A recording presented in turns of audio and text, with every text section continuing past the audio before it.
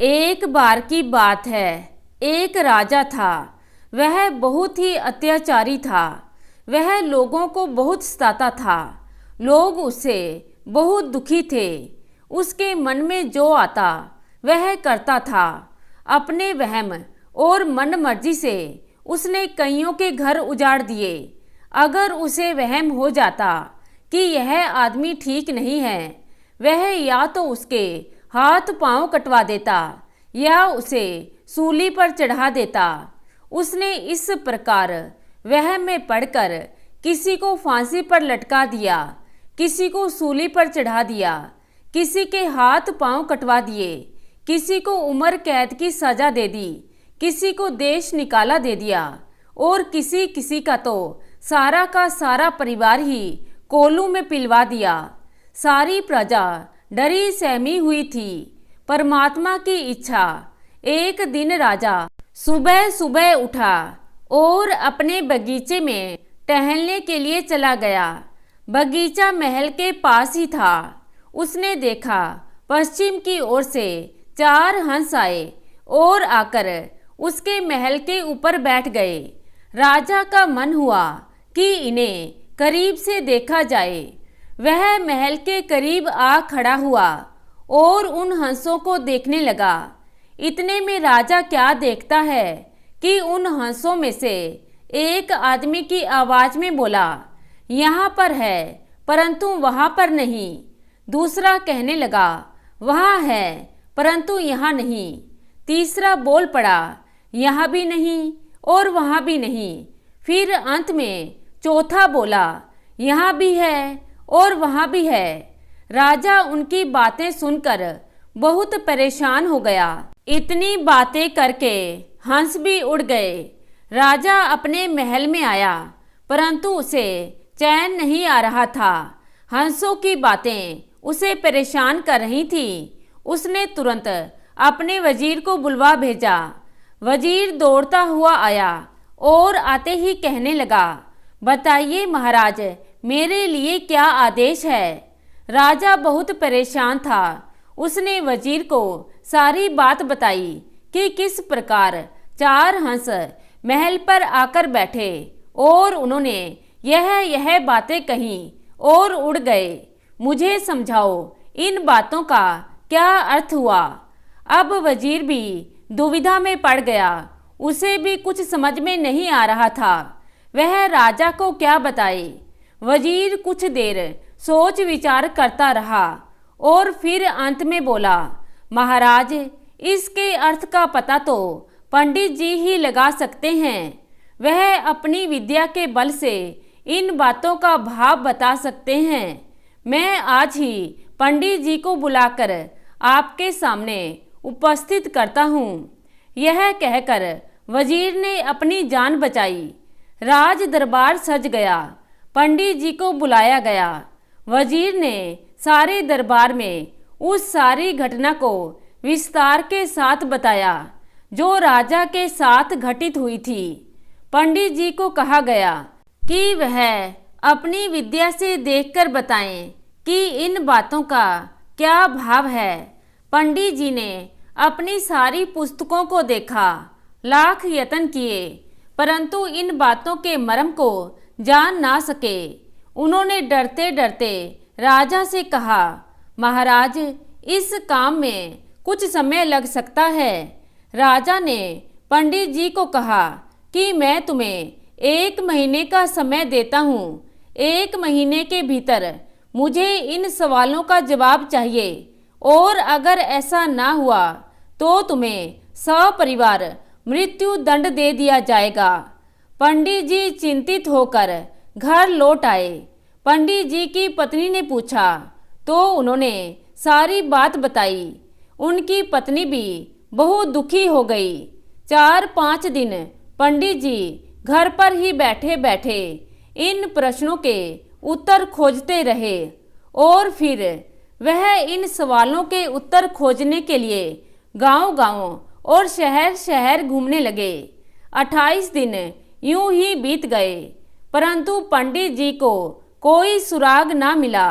थके हारे उन्हें एक रात एक बुढ़िया के घर पर रुकना पड़ा। बुढ़िया अकेली थी, उसकी कोई संतान भी नहीं थी। रात को उस बुढ़िया ने पंडित जी को उदास, परेशान, बेचैन सा देखा तो पूछा, पंडित जी, आप इतने दुखी क्यों हो? किस बात की चिंता है? पंडित जी ने उस बुढ़िया को सारी बात बताई। पंडित जी की बात सुनकर बुढ़िया ने जोर का ठहाका लगाया और कहने लगी, अरे पंडित जी, आप इतनी सी बात पर इतने दुखी हो?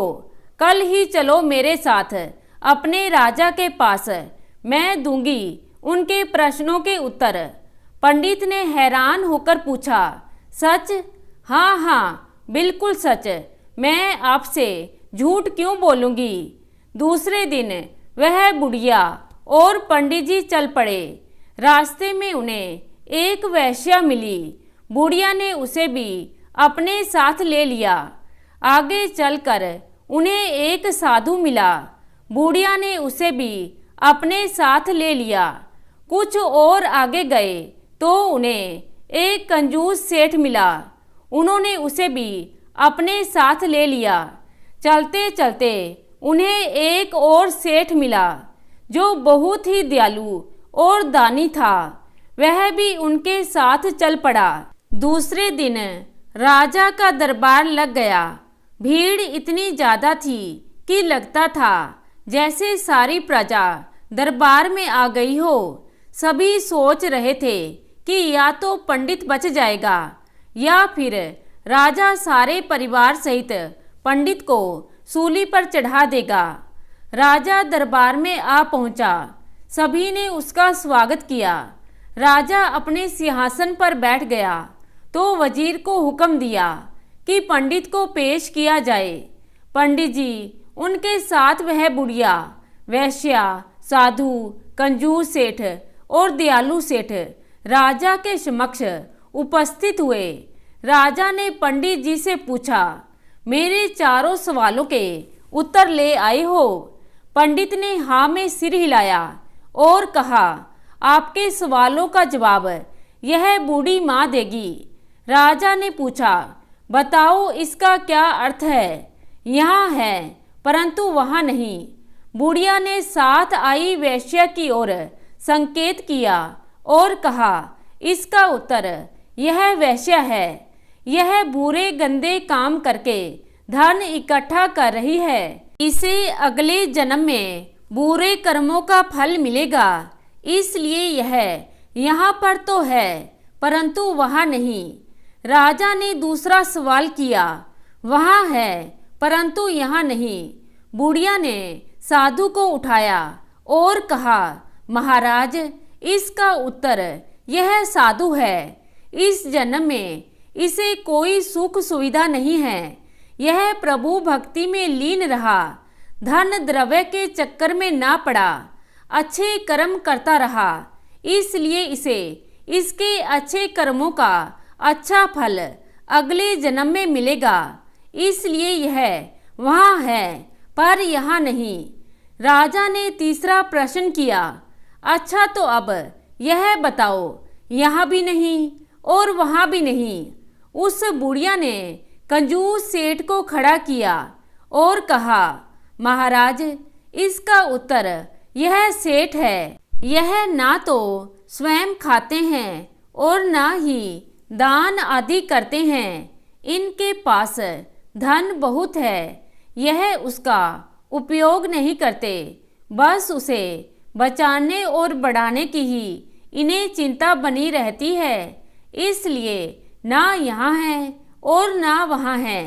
राजा ने अंतिम प्रश्न किया, इसका अर्थ बताओ, यहाँ भी है और वहाँ भी है।